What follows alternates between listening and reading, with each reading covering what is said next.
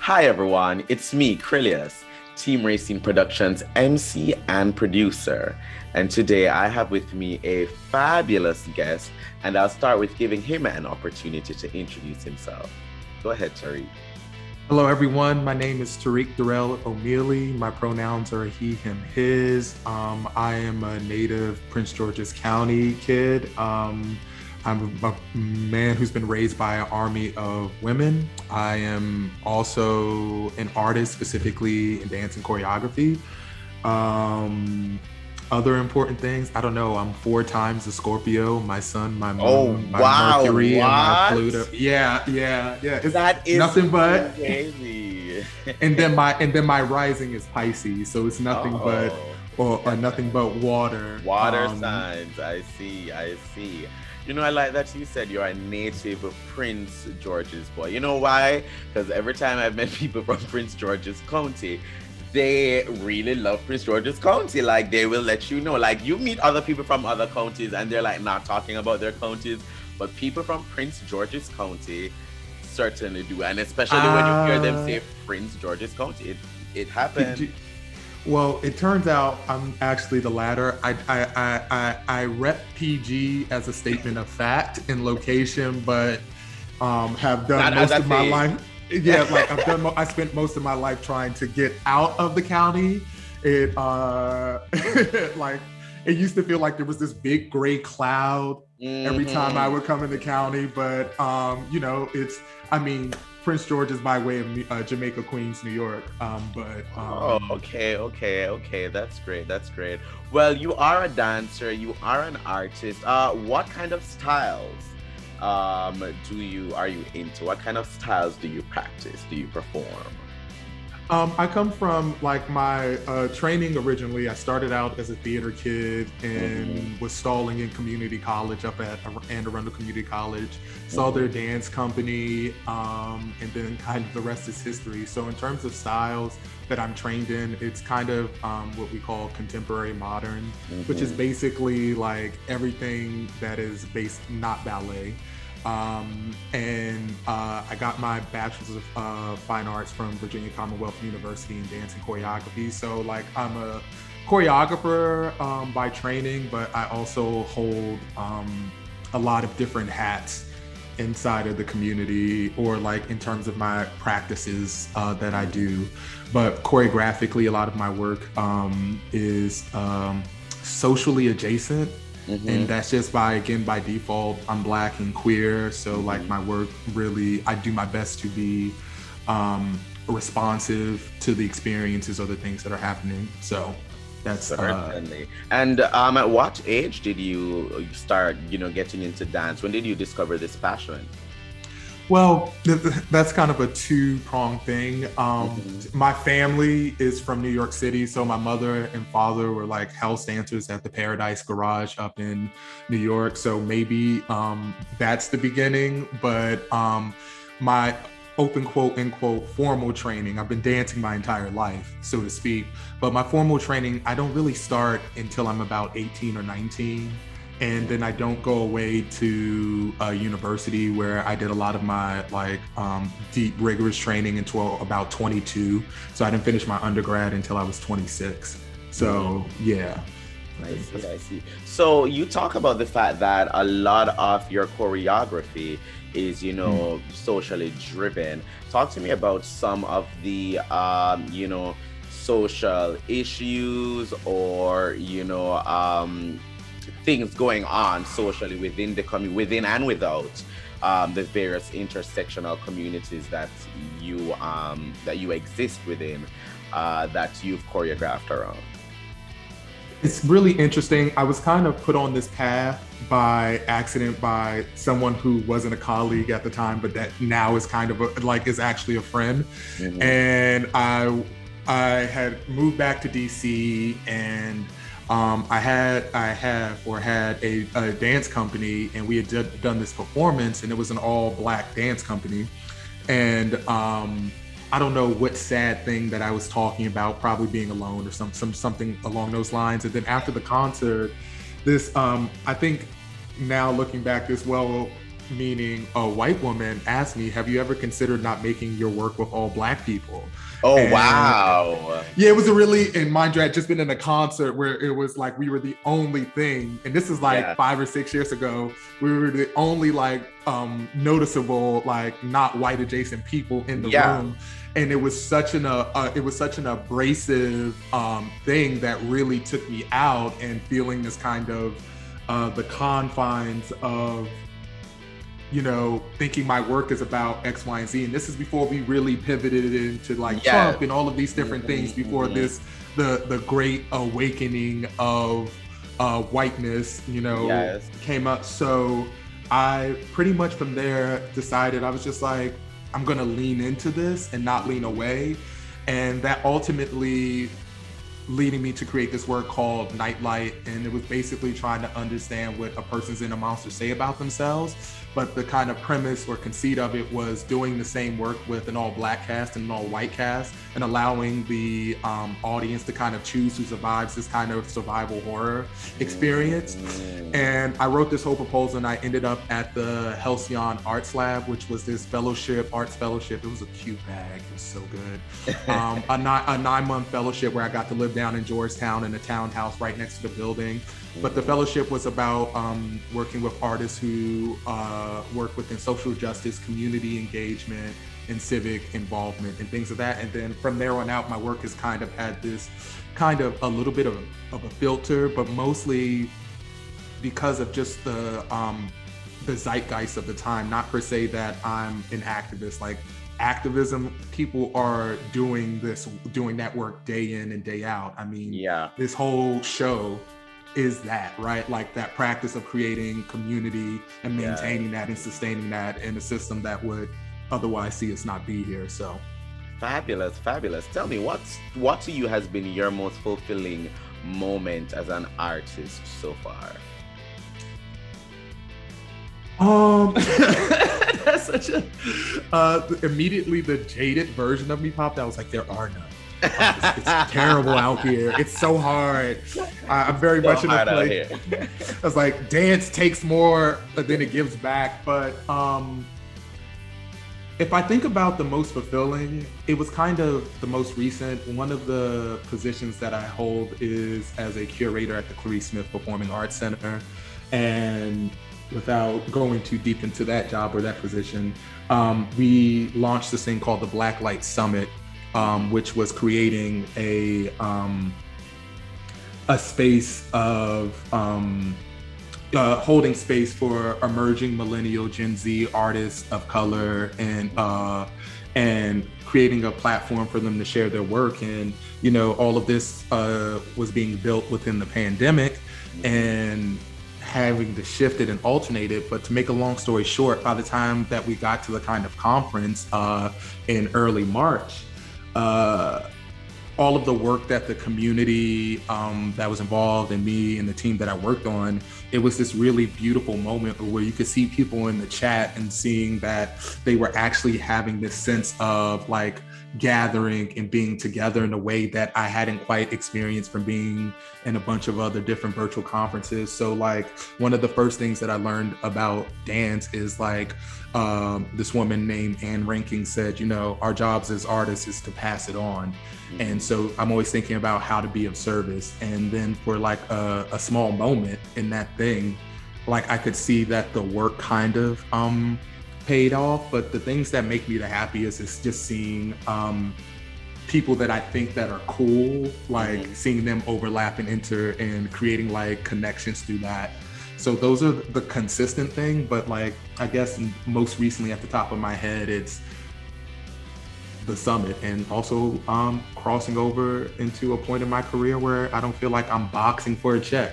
Just a little bit. It's not consistent. It's not solid yet, but it's looking just a little bit better. It's getting there. Well, you touched on the pandemic, and I want to talk about that a little bit. So, as a performer, you know, as someone who is used to stage work, you know, the pandemic must have been, you know, a lot, considering the fact that for a long time, there were no stages open. There was nowhere where people could go and see a performance and enjoy a performance.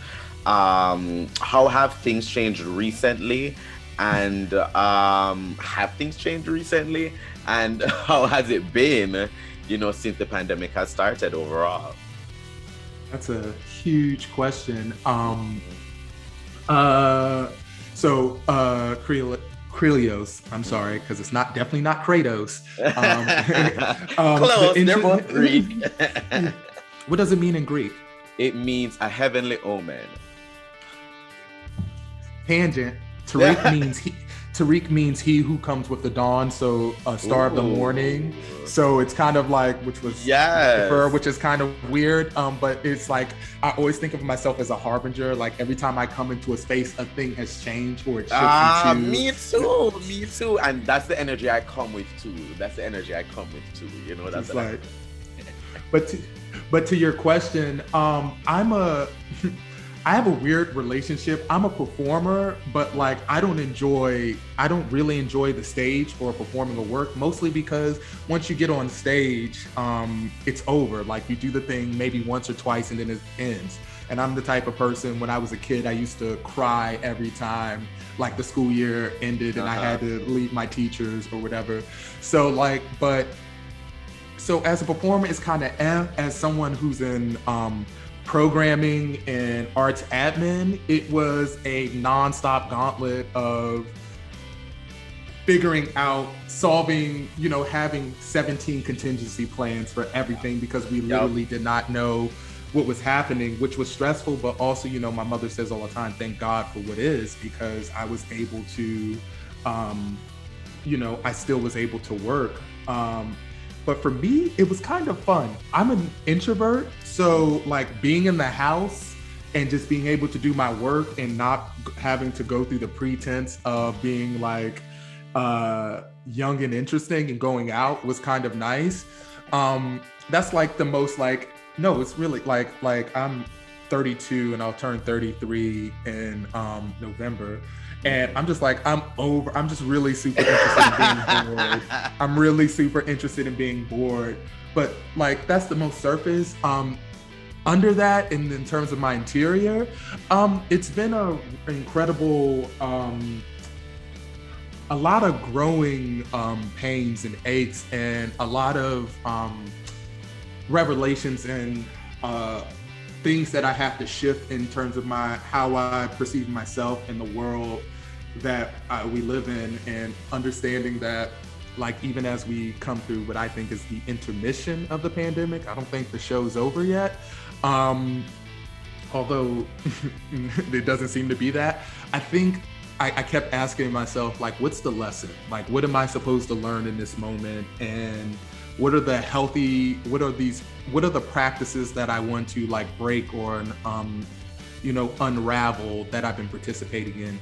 So it's been a real like personal growth journey thing, and I have the benefit in the space and being blessed enough to kind of somewhat sit in my head while working like a true Jamaican 3 or 4 jobs. Someone who's Jamaican. So it's been some of the hardest experiences in my life. Like I had to end a relationship. Now, granted, I didn't end it, and technically, I don't know how long that thing would have lasted because the guy lived in Tel Aviv. So wow. I don't know. Yeah, I met him at a residency in upstate New York. It was completely magical, and then stop. Sorry. I'm literally moving out of my apartment and my cat is touching the blinds, and all I need is for her to break it on like the last day when we've been fine. So just to what I was saying was just a lot of growth and change, which I loathe, but also am excited to do and move into. So I don't know if I quite answered your question. The last year has really been that for a lot of people. I think a lot of growth, a lot of change, especially because we've had so much time to ourselves as well, and some things just work or they didn't work, and with the pandemic, yeah, that's just what it was, and it's just like, well, it's time to move. I will say one thing I like I've gotten used to during this time is things can change on a dime, and sometimes you just got to be ready for that. Things really just can change on a dime. So, maybe there is much better for you out there coming up in all Well, sense. I'm dating. I did. I did. There was a really strong hotation moment, which is like, oh, we're in a Uh-huh. pandemic. I'm scared, but like, let's see what I can see. But it's I don't know. It feels like we're in an era of awakening, and Mhm, people are really rushing really hard to get back into the matrix pods and go back to sleep. I think to a certain extent. mhm, So I think it's just imperative to be like clear about who and what you are and what it is that you want to do, mhm, because as the old Baptist would say, the enemy is at work, and also in an era of awakening, but also a time of madness, so to very speak. that, very It's just that. like, I mean, there was this point in last January where I had to go, or not 2 Januaries ago at this point, where I went. You gotta remember, at the top of this, before, it really felt like Kobe Bryant flew into a mountain. Fully that. Oh my Yeah. God. I was at a funeral when that happened. I got the news at a funeral. So it was just like, ooh, all this death, girl. And then from there were just all of these, outside of the pandemic, there were all of these weird bubbles of Mhm. chaos, like things that did not, outside of the Trump administration, all of Yep. these kind of dissonant things that were just, I mean, Naya At Rivera, this point, Chadwick at Boseman. this point, we've gotten used to the chaos. Like everything's so chaotic that like it's just chaotic, and something new chaotic happens, and it's just like, yeah, I would believe that would happen because we're just in this time of chaos. It's just, is it okay that we're now normalized to chaos? I don't think so, but it's our present reality. Um, I also and think we're grieving, though. I think yeah. we Mm-hmm, we were mourning at one point, and now we're really having to grieve. I mm-hmm, think I'm watching or observing, and maybe this is the same within myself. People, I'm like, watching things, which is a whole work that I'm building right now for the Northern Virginia Fine Arts Festival. Is like we're watching things change, but not change back, yeah. and that is a hard thing to kind of like. We're in a wartime event, like nothing, not in modern human history, and not that something that just impacted America or Europe or Russia or Africa, something that kicked the entire world in the chest. Yeah. So, like, if we think about what happened during September 11th and how that intrinsically changed the DNA of the country, what Mm-hmm. changes are we in the middle of right now? That will, carry on for generations. Oh And yeah, that is what it is. That is what it is. See, when this started and I realized what was going on, I had to I had to come to terms with the fact that there are many things that will change, forever, for the foreseeable future. There are just some things that won't return. People kept saying, to go back to normal, whatever. It's just going to be new things. Some things will carry on, some new things will, but going back, I don't see it. I don't like, see it just Nellie's is yet. not coming back. Is Nellie's coming back? I don't know. Is Nellie's coming back after that situation? Ooh. It's a yeah. It's a really strange thing, and then kind of having to. I try to, and some days are better than others, really cultivate this practice of stillness and listening, and Hmm. really being able to be aware of what's around me and what's happening, and what do I need to do? What do I need to involve myself in? What don't I need to involve myself in? And that's a complicated process and practice, but yeah, I don't know. Lovely. Well, what projects are you working on right now, and how can our viewers, follow you, keep up with you, support you, in any way? Share it all. I'm currently working. Well, there's Among the many hats that I have, I'm currently an artist in residence at Dance Place within DC. So I do a lot of work within that. I'm trying to host a bunch of events. One of the things that I'm thinking about as a theme for the next season, and by season I mean like 21 to 22, is thinking about how do we return to one another with like care, compassion, grace, and courage. In terms of like my physical work, I am going to be a part of the Northern Virginia Fine Arts Festival. I'll be presenting a work based around the very thing that we were discussing, watching things change but not change back, and kind of intersecting that with Plato's allegory of the cave, which talks about people who essentially being in a place of ignorance and what happens when they come into a space of knowing and what is the responsibility around that. And that work will be premiering down at the Reston Town down in Reston, Virginia, with the Tefra Institute. It'll be a site-specific work that's in relationship to a installation that is called Buoyant Force. What all of a sudden to the words? And that's happening September 11th through the 12th, I believe.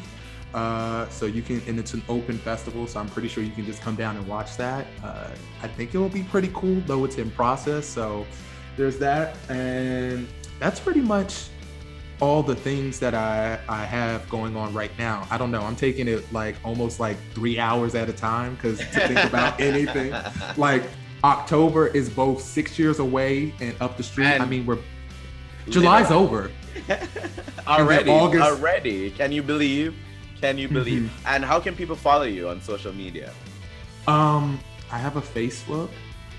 Oh, wow. I don't know if people use that anymore, but it's Tariq O'Meally at that. My Instagram is _Tariq with a Q. So the number one part, whatever that flat thing at the bottom is, TARIQ. And my Twitter, I mostly just use for porn, so there's no Twitter. to watch, not to. Although I've been looking at that OnlyFans, and I'm like, I don't know, when the sky fell. If you didn't consider OnlyFans, then you weren't feeling it. You were like, would I? I got it. The internet is forever. The internet is forever.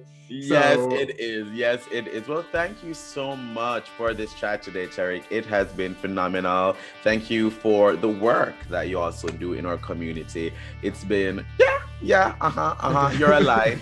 You're a light in our community. So thank you so much for joining me today. It's been such a pleasure. Thank you, Krylios. Thank you. And to our viewers, thank you for watching. Bye, everyone. Bye. We thank our production sponsor, Whitman Walker Health, for continuously supporting Team Rayceen Productions. Thank you.